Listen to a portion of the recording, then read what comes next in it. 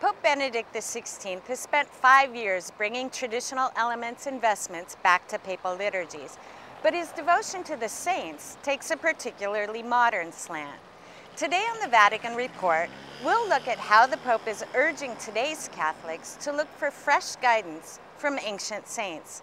I'm Cindy Wooden, Catholic News Service Rome correspondent. And I'm Carol Glatz. Pope John Paul II's approach to making saints relevant in the modern day seemed to be to make more saints from more countries and from a wider variety of backgrounds.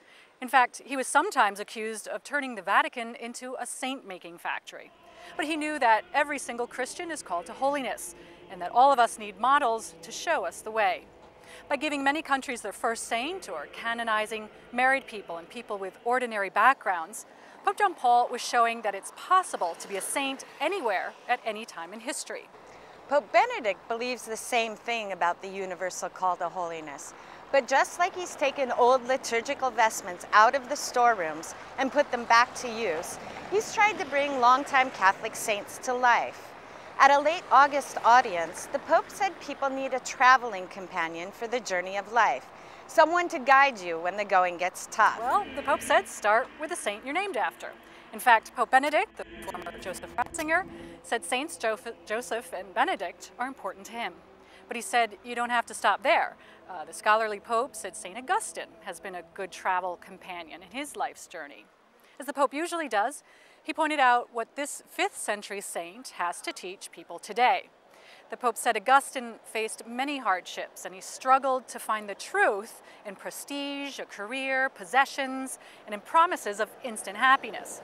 But as most people discover, none of that brought him lasting joy. Only in Christ did Augustine, like many others, find the fullness of truth that brings authentic freedom and happiness. When tens of thousands of young altar servers, boys and girls, came to the Vatican in early August, the Pope told them to emulate their patron, St. Tarcisius. The young 3rd century martyr was stoned to death for not handing over the Eucharist to a gang of thugs. The Pope told the young altar servers that the story of St. Tarcisius teaches us the deep love and great veneration we must have for the Eucharist.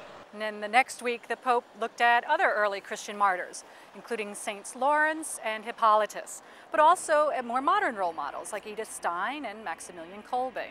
All of them, he said, imitated Christ in freely accepting death for the salvation of the world. Their sacrifice was a supreme act of love and faith. Obviously, the Pope said most people today aren't called to martyrdom, but all Christians are called to love God completely and to help others just like the saints. I'm Carol Glatz. And I'm Cindy Wooden, Catholic News Service.